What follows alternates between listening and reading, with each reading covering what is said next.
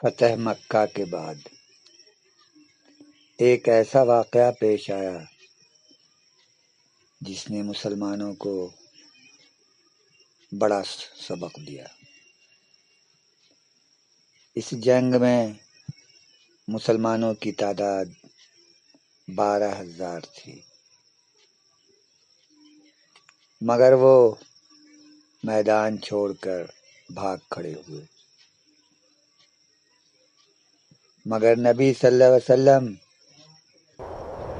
اکیلے ڈٹے رہے۔ آج ہم غزوہ حنین کا مکمل اور تفصیلی واقعہ سنتے ہیں۔ مکہ فتح ہو جانے کے بعد صرف 15-20 دن گزرے کہ عرب کے 2 طاقتور قبائل حنین اور طائف نے اتحاد کر لیا۔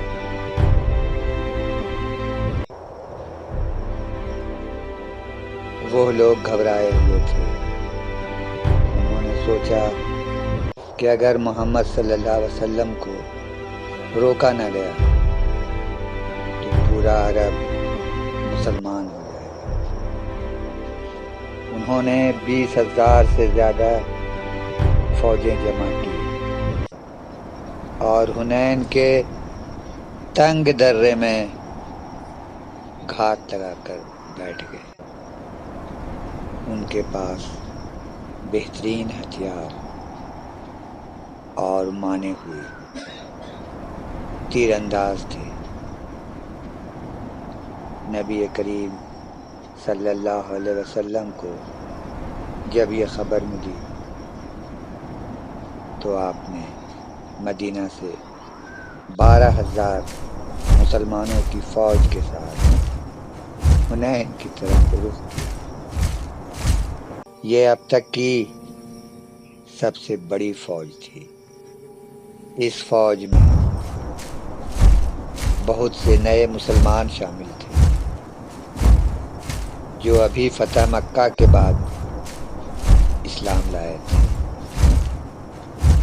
ان میں غرور تھا کہ اب ہماری تعداد اتنی زیادہ ہے کہ ہم ہار ہی نہیں سکتے اور آسانی سے یہ جنگ جیت لیں گے۔ صبح سویرے جب مسلمان حنین کے تنگ درے میں داخل ہو رہے تھے تو اچانک دشمن نے پہاڑیوں سے تیروں کی بوچھاڑ کر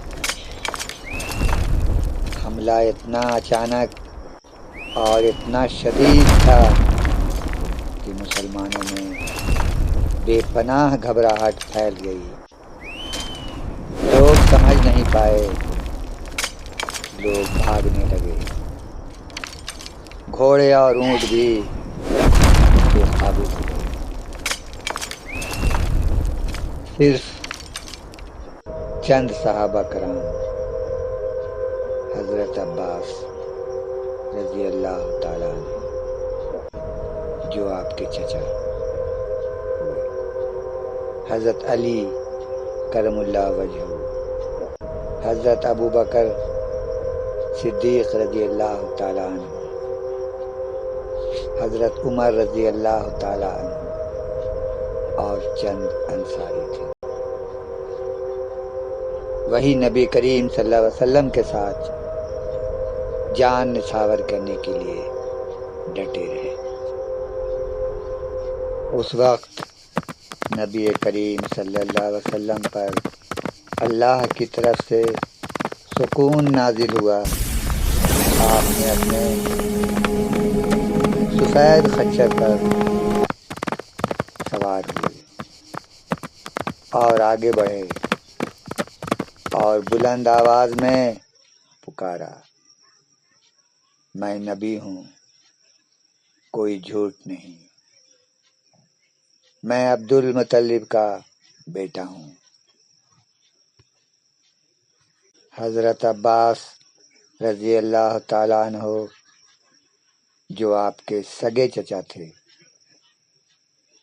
انہوں نے بھی بہت بلند آواز میں نبی کریم صلی اللہ علیہ وسلم کا نام لے کر لوگوں کو واپس آنے کی دعوت دی۔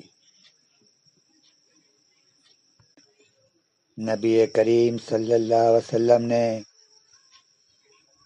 اپنے دائیں ہاتھ اٹھا کر فرمایا، اے اللہ میری مدد فرما۔ اس وقت اللہ تعالیٰ نے اپنے فرشتوں کو بھیجا۔ دشمن کے دل میں اچانک خوف و ہراس پیدا ہو گیا۔ پھر مسلمان جو بھگدڑ میں ادھر ادھر ہو گئے تھے واپس پلٹے اور حملہ کیا، شدید حملہ، پورے جوش و خروش کے ساتھ۔ اللہ کی مدد سے دشمن بکھر گیا اور میدان مسلمانوں کا۔ اس جنگ میں مسلمانوں کو بہت زیادہ مال غنیمت ملا۔ بیان کیا جاتا ہے 24,000 اونٹ، 40,000 بکریاں اور 6,000 قیدی۔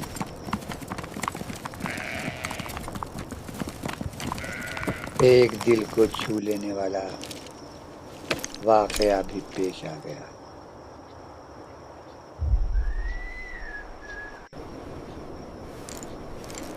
جنگ میں جب قیدی لائے گئے تو ان میں ایک عورت بھی تھی۔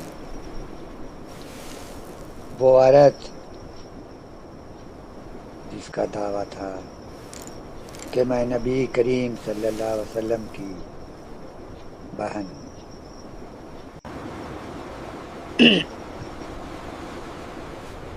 اس نے آپ سے کہا، یا محمد،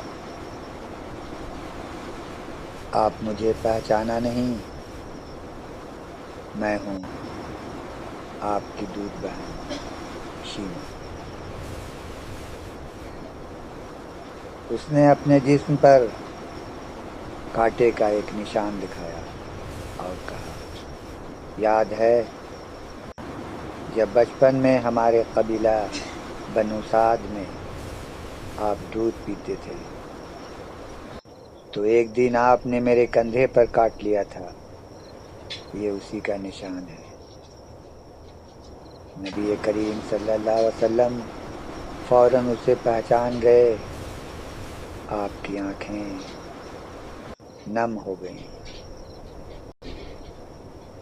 آپ صلی اللہ علیہ وسلم نے نہایت ہی محبت اور احترام سے اس کا استقبال کیا۔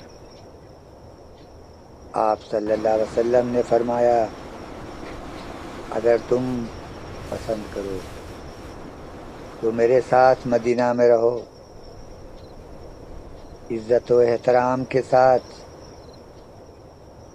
اور اگر تمہاری خواہش ہو تو عزت و احترام کے ساتھ تمہیں تمہارے قبیلے واپس بھیج دیں گے۔ شیما جو حضرت حلیمہ رضی اللہ تعالی عنہا کی بیٹی تھی، انہوں نے اپنے قبیلے کے ساتھ رہنا پسند کیا۔ نبی صلی اللہ علیہ وسلم نے انہیں نہایت عزت و احترام کے ساتھ، بہت سارے تحائف کے ساتھ، اونٹ، بکریاں اور کپڑے وغیرہ دے کر رخصت کیا۔ یہ وہ منظر تھا جس نے یہ بتایا کہ نبی صلی اللہ علیہ وسلم رحمت اللہ عالمین جنگ کے وقت بھی رشتوں اور محبت کو نہیں بھولتے تھے۔ یہ جنگ ہمیں سکھاتی ہے کہ تعداد اور ساز و سامان پر بھروسہ کرنے کی بجائے اللہ اور اس کے رسول پر بھروسہ کرو۔ فتح کے بعد غرور انسان کو ہرا دیتا ہے۔ اللہ جب چاہے کم تعداد والوں کو بھی فتح دے دیتا ہے۔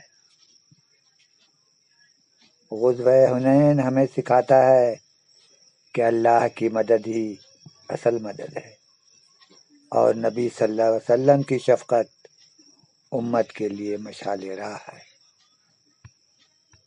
اگر اس قسم کے سچے اسلامی واقعات سے آپ لوگوں کو دلچسپی ہے تو کامنٹس کر کے حوصلہ افزائی کریں۔